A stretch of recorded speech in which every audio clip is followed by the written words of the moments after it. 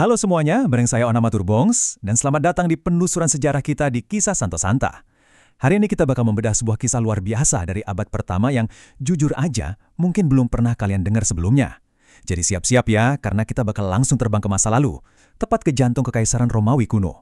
Kita bakal kenalan dengan sosok Santo Nereus. Oke, mari kita selami ini. Pertanyaan besarnya begini. Gimana ceritanya seorang prajurit elit Romawi yang benar-benar dilatih keras buat ngebunuh dan mengabdi tanpa syarat pada kekaisaran, malah banting setir jadi seorang santo yang justru rela dianiaya demi imannya?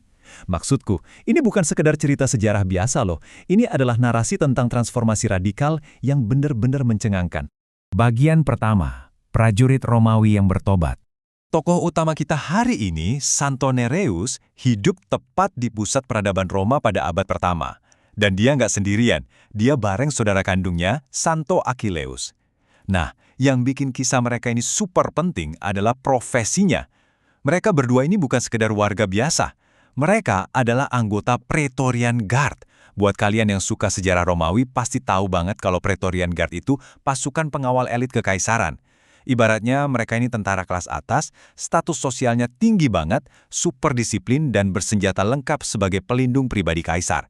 Benar-benar simbol kekuatan militer paling top di zaman itu. Nah, yang benar-benar menarik dari bagian ini adalah kontras yang sangat tajam dalam perjalanan hidup mereka. Awalnya, Nereus itu seorang Praetorian Guard, ibarat mesin perang yang sumpah setianya cuma buat Kaisar Romawi. Tapi, sejarah mencatat takdir yang sama sekali berbeda. Mereka dikisahkan menerima iman Kristiani, dan coba bayangin ini, dibaptis langsung oleh Santo Petrus Sang Rasul. Bayangin aja pergeseran drastis ini. Dari pengawal kaisar paling ditakuti di bumi, berubah jadi pengikut ajaran Kristus, yang waktu itu cuma kelompok minoritas kecil. Ini pergeseran loyalitas yang masif banget. Dan ini membawa kita ke sebuah kutipan sejarah yang luar biasa indah. Bertahun-tahun kemudian, Paus Damasus nulis catatan pujian buat kedua martir ini.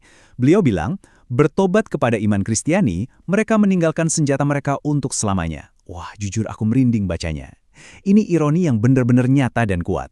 Bayangin, orang-orang elit yang seumur hidupnya dididik buat perang dan pegang pedang, tiba-tiba secara sukarela meletakkan senjata mereka demi jalan damai. Benar-benar nggak nyangka kan? Tapi ya, ngambil keputusan seradikal itu di tengah kekaisaran Romawi yang kejam, yang sering kali maksa warganya menyembah kaisar, jelas ada harganya. Dan harganya sangat mahal. Ini bawa kita ke babak yang lebih kelam, pengasingan dan kemartiran. Jadi poin krusialnya adalah iman mereka ini bukan cuma ikut-ikutan atau formalitas sesaat. Ini komitmen absolut yang ujung-ujungnya ngancam nyawa mereka sendiri. Karena mereka nolak buat kembali bertugas dan nggak mau nyangkal iman, Nereus dan saudaranya diasingkan ke sebuah pulau terpencil, namanya Pulau Ponza. Tapi hukuman berat ini sama sekali nggak bikin mereka goyah. Sampai akhirnya, sekitar tahun 96 Masehi, keteguhan hati mereka ini berujung pada pengorbanan tertinggi. Mereka berdua dieksekusi mati dengan cara dipenggal. Meskipun kehidupan duniawi Nereus berakhir tragis di ujung pedang Algojo di Pulau Terasing itu, percayalah itu sama sekali bukan akhir dari kisahnya. Sekarang, mari kita lihat gimana gereja perdana memastikan pengorbanan luar biasa ini nggak pernah dilupakan dalam jejak sejarah dan penghormatan. Mari kita beralih dan lihat bagaimana ini berkembang melintasi ratusan tahun. Dari kehidupan awal mereka sebagai tentara di abad pertama, lalu mati syahid di tahun 96 Masehi, lihat apa yang terjadi di tahun 398 Masehi, dan kemudian di abad ke-6.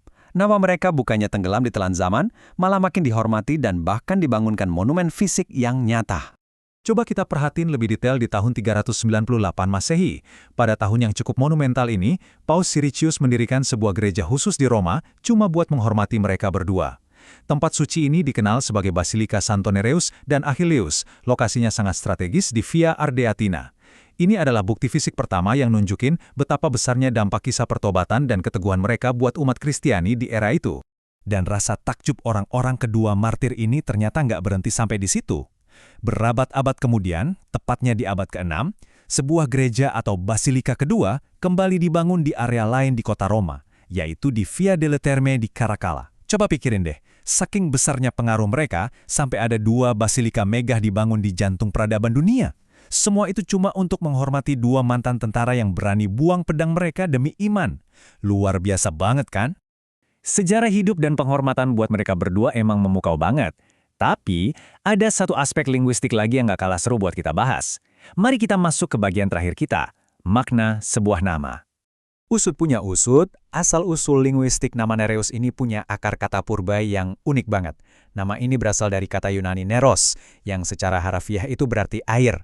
Dan ini nih fakta kejutan yang menurutku super keren.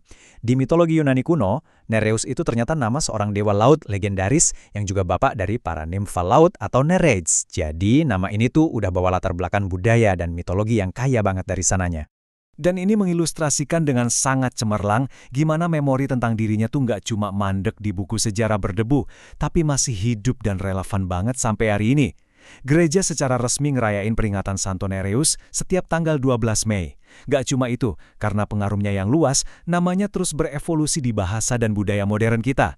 Kalian mungkin pernah dengar variasi bahasa Italianya, yaitu Nerio, atau bentuk feminimnya yang cantik banget, Nerina.